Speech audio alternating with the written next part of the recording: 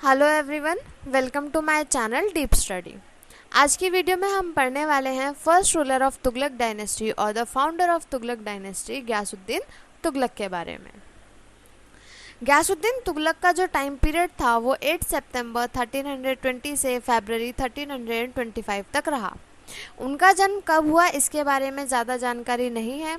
उनका कोरोनेशन ताजपोशी 8 सितंबर 1320 को हुई थी और उनके सबसे बड़े बेटे जो कि आगे चलकर उनके सक्सेसर बने, उनका नाम मोहम्मद बिन तुगलक था।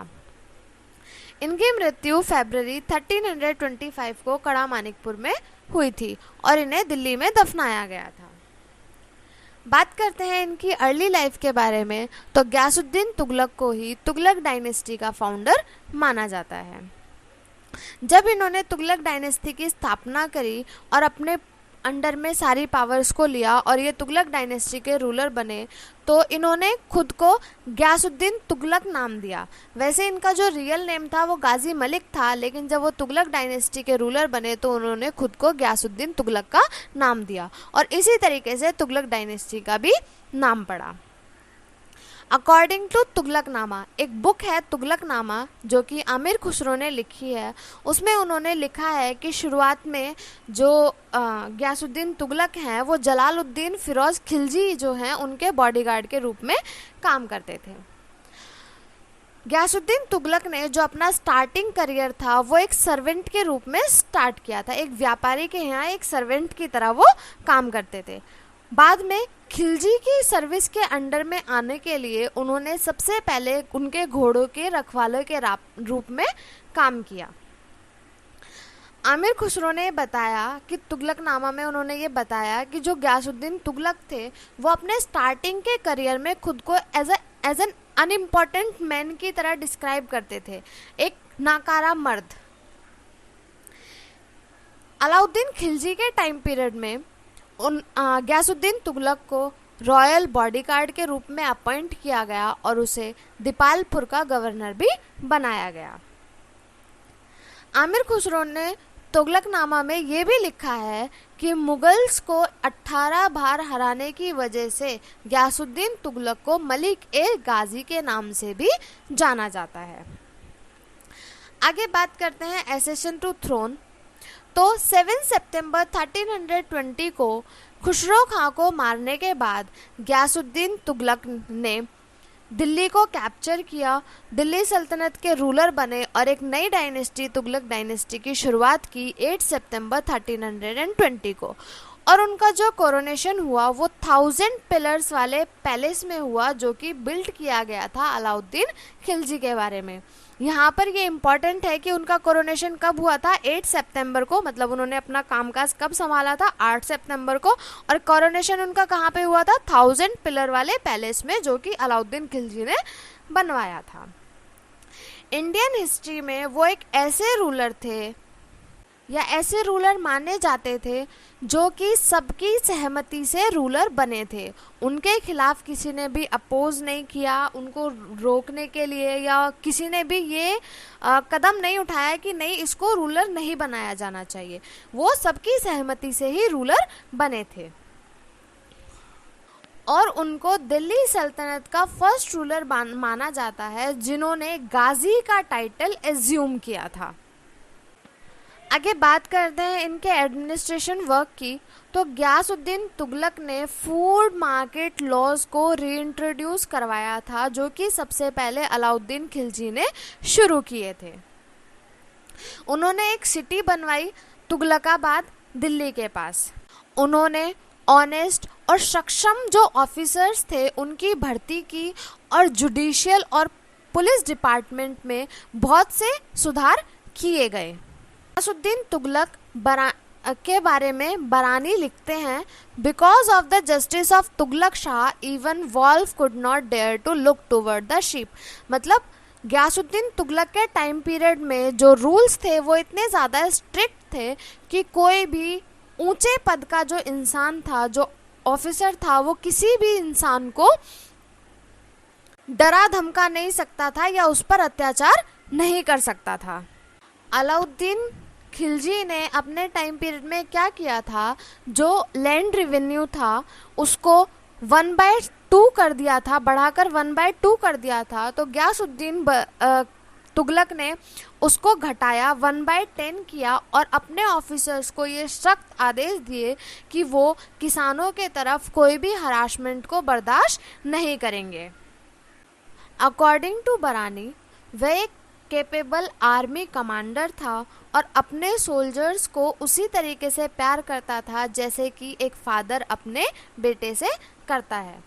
2 साल के अंदर उसने अपनी सेना की ताकत को बहुत ज़्यादा बढ़ा लिया था। गयासुद्दीन तुगलक एक ऐसा पहला सुल्तान था जिसने जो सोल्जर्स थे उनकी सैलरी में से कमीशन काटने की जो प्रैक्टिस थी, प्रथा थी, उसको रोक दिया था। गयासुद्दीन तुगलक ने पब्लिक यूटिलिटी के लिए बहुत सारे काम किए, जैसे उसने नहरें खुदवाई थी, गार्डन्स बनवाए थे और लोगों को शेल्टर प्रोवाइड करवाने के लिए फोर्ट्स को बिल्ड करवाया था। और उसके टाइम में चोरों को और लुटेरों को बहुत ही हार्श पनिशमेंट दी जाती थी। उसने कम्युनिकेशन सिस्टम को इम्प्रूव किया था, रोड्स को रिपेयर करवाया था, इम्प्रूव किया था, ब्रिजेस को बनवाया था और पोस्टल सिस्टम जो था उसको बहुत ज़्यादा इम्प्रूव किया था। अब बात करते हैं तो हिंदू के तरफ जो था उसका काम कैसा था या उसका जो एटीट्यूड था वो हिंदूज की तरफ कैसा था। तो गयासुद्दीन तुगलक ने कुछ वैसी ही पॉलिसी को परस्यू किया जैसे कि अलाउद्दीन खिलजी की पॉलिसी थी। के अकॉर्डिंग हिंदूज को इतनी ज़्यादा वेल्थ प्रोवाइड नहीं कराई जानी चाहिए कि वो इनके खिलाफ ही रिवॉल्ट स्टार्ट कर दें, और ना ही इतनी ज़्यादा पॉवर्टी में डाल देना चाहिए कि वो अपनी खेती बाड़ी करना ही छोड़ दें। ना उन्हें इतना गरीब कर देना चाहिए और ना ही उन्हें इतना अमीर कर देना चाहिए। तो उन्हें एक स्टेबल रखना चाहिए, ना ही वो हमारे खिलाफ रिवॉल्ट करें और ना ही वो हमारा काम करना छोड़ें। इसी तरह की पॉलिसी गयासुद्दीन तुगलक ने भी अपने टाइम पीरियड में अपनाई थी। अब बात करते हैं गयासुद्दीन तुगलक की लड़ाइयों के बारे में। तो सबसे पहली जो लड़ाई थी वो वारंगल में हुई। अब क्या हुआ था कि अलाउद्दीन खिलजी के बाद बहुत सारे जो गवर्नर्स थे उन्होंने खुद को इंडिपेंडेंट डिक्लेयर करने की कोशिश में लगे हुए थे, क्योंकि अलाउद्दीन खिलजी के बाद कोई स्ट्रॉन्ग रूलर नहीं मिला था। तो बहुत सारे गवर्नर्स खुद को इंडिपेंडेंट डिक्लेयर करने में लगे हुए थे। जब तक ये कन्फ्यूजन चल रहा था, तो जैसे ही गयासुद्दीन तुगलक गद्दी पर बैठा तो उसने अपना जो अटेंशन था वो उन गवर्नर्स की तरफ लगाया, उन रिबेलियस गवर्नर्स की तरफ लगाया। और अलाउद्दीन खिलजी की जो डेथ के बाद वारंगल के जो रूलर थे प्रतापरुद्र देव सेकंड, उन्होंने अपने आप को इंडिपेंडेंट डिक्लेयर करने का दावा किया था। इसलिए गयासुद्दीन तुगलक ने 1321 में अपनी आर्मी को भेजा, लेकिन उस टाइम वो नाकामयाब रहे। तो दूसरी बार उन्होंने 1323 में अपनी आर्मी को दोबारा से भेजा, जिसमें उन्होंने वारंगल के राजा प्रतापरुद्र को हराया और दिल्ली सल्तनत और जो वारंगल का जो एरिया था उसको वापस से दिल्ली सल्तनत के अंडर में ले लिया। दूसरी जो जीत हुई थी गयासुद्दीन तुगलक की वो थी बंगाल के वॉर में। बंगाल में एक सिविल वॉर चल रहा था बुगर खां के 2 ग्रैंडसन्स के बीच में। इस चीज़ का गयासुद्दीन तुगलक ने फ़ायदा उठाया और गयासुद्दीन तुगलक ने बंगाल की तरफ इन्वेड किया और बंगाल का एक बहुत बड़ा हिस्सा अपने कंट्रोल में ले लिया। बंगाल एक्सपेंडिशन से वापस लौटते समय गयासुद्दीन तुगलक ने तिरुहत के जो रूलर थे उनको हराया और उनके जो प्रभुत्व था, उसके जो एरिया था उस पर भी कब्जा कर लिया और उसको भी दिल्ली सल्तनत के अंडर में ले लिया। जो थर्ड कॉन्क्वेस्ट थी वो थी देवगिरी की। देवगिरी के जो राजा थे जो एम्परर थे शंकर देव, उन्होंने कम्प्लीटली रिफ्यूज़ कर दिया था गयासुद्दीन तुगलक के रूल को एक्सेप्ट करने के लिए। तो उसी समय गयासुद्दीन तुगलक ने उसके खिलाफ रिबेल किया और उसके एरिया को भी अपने अंडर में ले लिया। बात करते हैं गयासुद्दीन तुगलक के डेथ के बारे में। तो जब गयासुद्दीन तुगलक बंगाल से वापस आ रहे थे दिल्ली, तो उनके बेटे जौना खान, जिसको मोहम्मद बिन तुगलक के नाम से जाना जाता है, उन्होंने उनको इनवाइट किया, के स्वागत के लिए उनको इनवाइट किया तुगलकाबाद के एक पवेलियन में, जो कि स्पेशली इसी वजह से कंस्ट्रक्ट करवाया गया था। जब वो वहाँ पर पहुँचे तो वो जो पवेलियन था वो उनके ऊपर गिर गया। वो एक्सीडेंट था या फिर ये जौना खान उनके बेटे मोहम्मद बिन तुगलक की साजिश थी, इस चीज़ के ऊपर बहुत ज़्यादा कंट्रोवर्सी है और गयासुद्दीन तुगलक की 1325 एडी में मृत्यु हो गई। लेकिन उसके बाद इस चीज़ पर बहुत सालों तक कंट्रोवर्सी चली कि ये जो उनकी जो डेथ थी वो एक एक्सीडेंट था या फिर एक सोची समझी साजिश थी जो उनके बेटे द्वारा की गई थी, लेकिन इसका पता नहीं चल सका।